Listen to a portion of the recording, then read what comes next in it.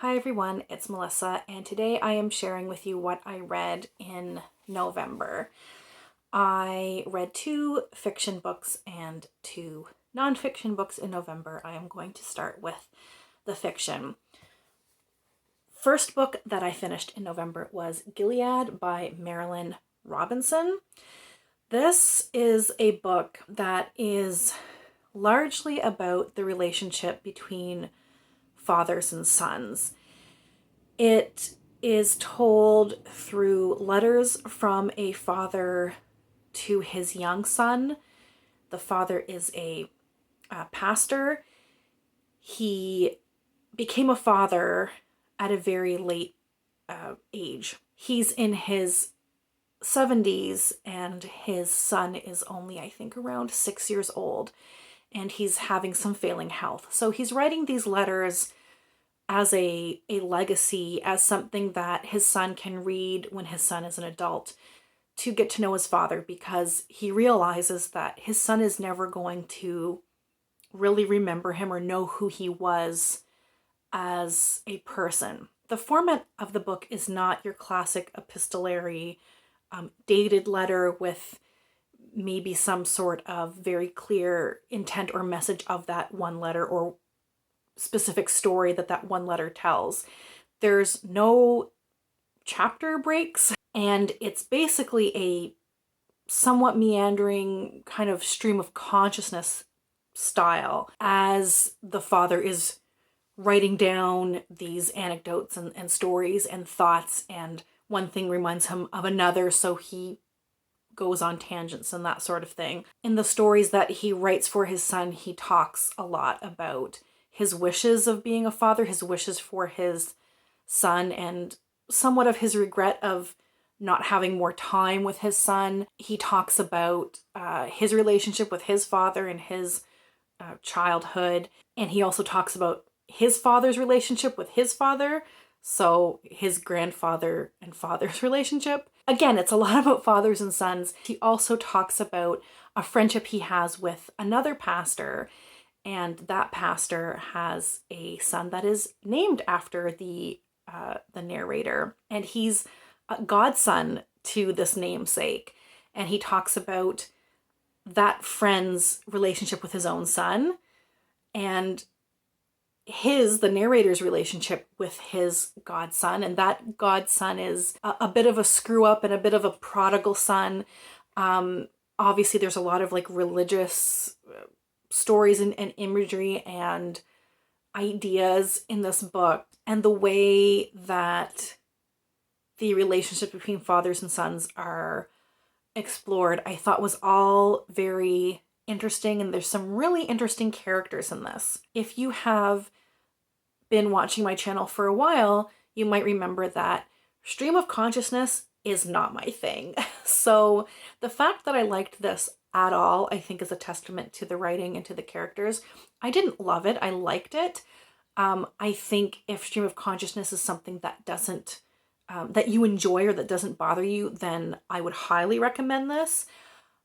That said, even as someone who doesn't really enjoy stream of consciousness, the fact that I like this at all is saying something about the quality of the writing. The next book that I finished in November is The Year of the Flood by Margaret Atwood. This is the second novel in the Mad Adam trilogy. These are apocalyptic dystopian novels. In the first book, Oryx and Crake, we follow one character as he navigates the post-apocalyptic landscape, and he is reminiscing about the events that led up to this apocalypse, and he's not sure if there's anyone left alive. He very well may be the last person on Earth. In this novel, we get the perspective of 2 completely different characters, their experiences leading up to the apocalypse. I thought it was really cool to get these other viewpoints. It really added a lot of richness to the world and a lot of layers added onto the reader's understanding of the society in this book and how things worked. This is told in alternating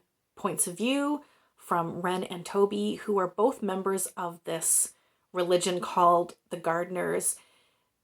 They're a religious group, not quite a cult, but kind of bordering on being a cult, and they believe the end times are coming, and I mean, they happen to be right in this case.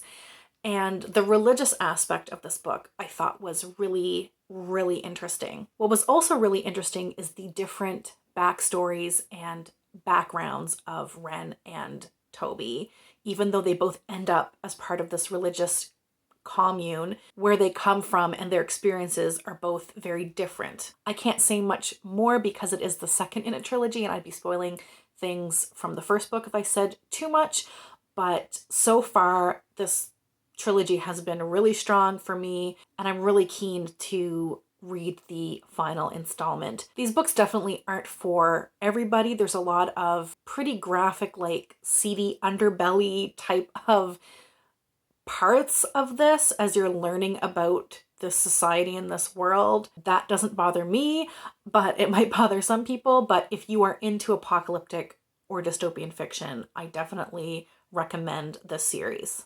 The next book I read as part of Nonfiction November, and that's Maria Bamford's new memoir, Sure, I'll Join Your Cult.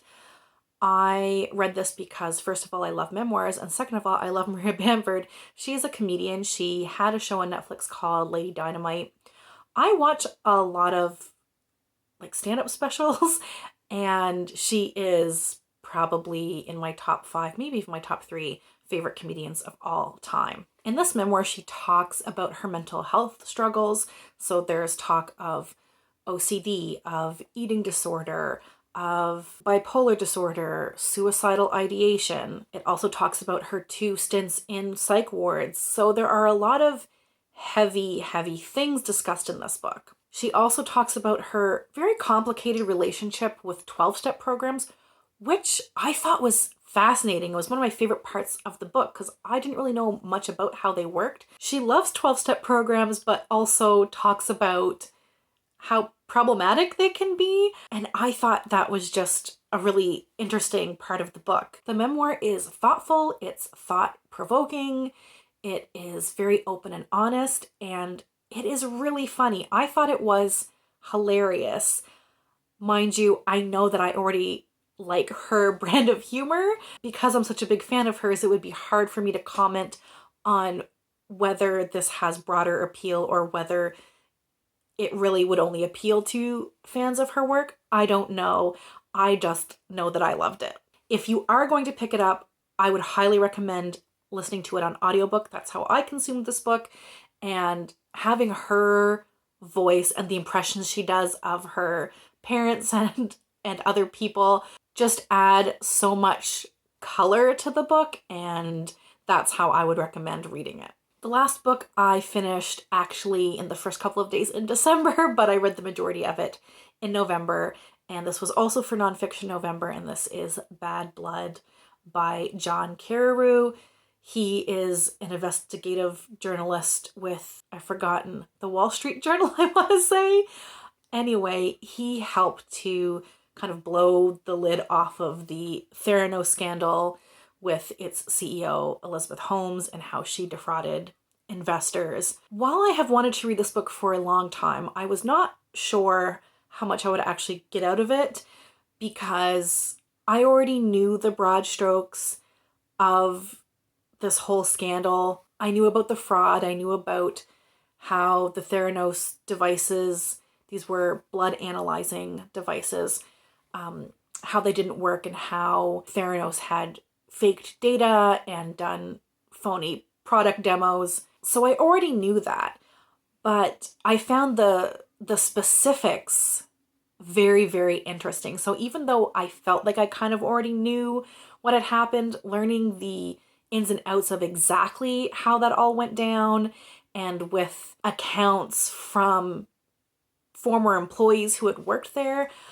I found that all very interesting, and I actually learned quite a lot about the intricacies of what happened at Theranos. While I found that section interesting, I actually found the second section of this book way more interesting, and that was the part dealing with the scandal itself once it's out there. There comes a point halfway through the book where John Carreyrou basically becomes part of the story. So the first part of the book, it's all third person, the people who had worked at Theranos or other people who had had dealings with Elizabeth Holmes. But once the author becomes part of the story, it turns into a first-person narrative where he's bringing you along for the whistleblowers that he talked to and the digging that he had to do. I found all of that section on the investigation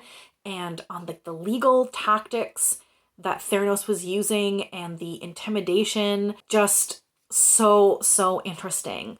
I read the version that was the 2022 release of the book, because I think the book originally came out in 2018. So the version that I read had an afterword because, of course, now Elizabeth Holmes has gone through trial and sentencing and all that. So there was an afterword where John Carreyrou talks about what happened in court and talks about the strategies used by the prosecution and defense, and that was also very fascinating to me. So I really enjoyed this, and even though I knew a little bit about the Theranos scandal and how the CEO, Elizabeth Holmes, had defrauded investors and put the public at risk through these blood testing and analyzing machines that did not work, I learned a lot about what went on behind the scenes and what happened after the fallout when John Carreyrou published his article revealing what was happening at Theranos. Overall, November was a very good reading month for me. I didn't read a lot, but what I read was all interesting, enjoyable in different ways. If you've read any of these books, I would love to know your opinions. Leave me a comment. As always, thank you all so much for watching, and we'll chat soon. Take care. Bye.